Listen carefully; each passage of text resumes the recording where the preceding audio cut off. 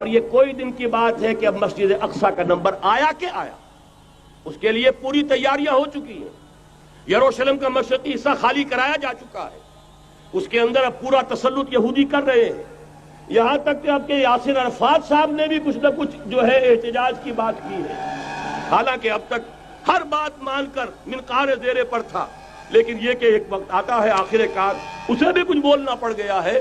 لیکن یہودی اب پیچھے قدم ہٹانے والا نہیں ہے، ان کا تھرڈ ٹیمپل 30ویں مرتبہ ہیکل سلیمانی تعمیر ہونا ہے۔ نوٹ کر لیجئے، ان کے لیے وہ وہی کچھ ہے جو ہمارے لیے کعبہ ہے، ان کے لیے ہیکل سلیمانی بالکل وہی حیثیت رکھتا ہے جو ہمارے لیے کعبہ۔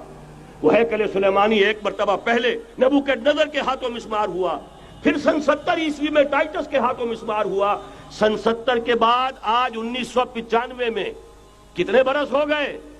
پورے 1925 برس ہو گئے کہ ان کا کعبہ زمین بوس پڑا ہوا ہے۔ اب تک تو ان کا بس نہیں تھا، اب تو بس ہے کہ نہیں؟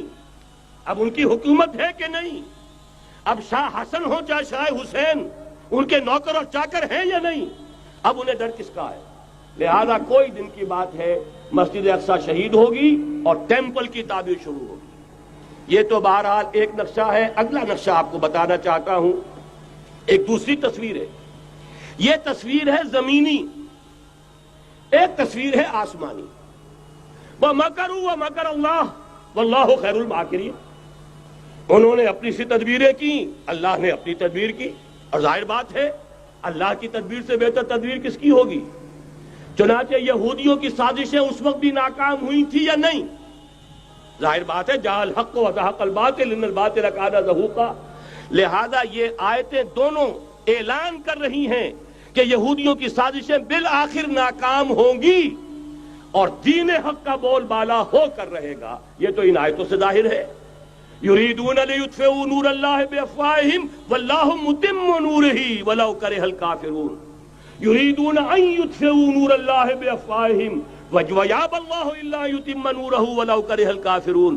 هو الذی ارسل رسولہ بالہدی ودین الحق لیظہرہ علی الدین کلہ ولو کرہ المشرکون۔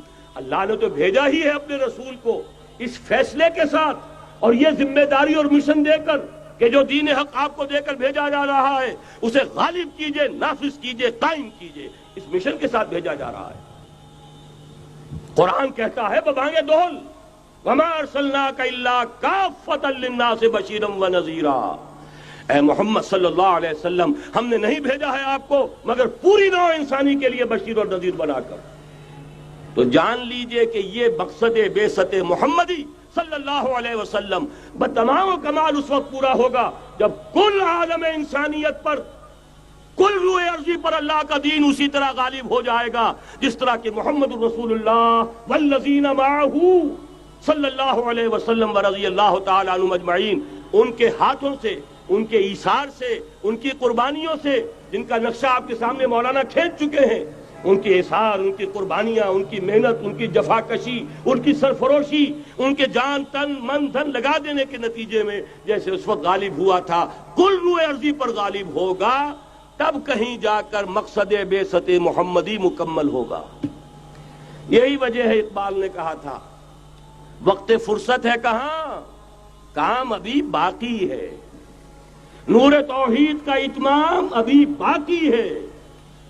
لیکن ساتھ ہی خوشخبری بھی دی تھی، یہ چمن معمور ہوگا نغمہ توحید سے، آئے گا وہ دور، یہ چمن معمور ہوگا نغمہ توحید سے، لازماً آ کر رہے گا۔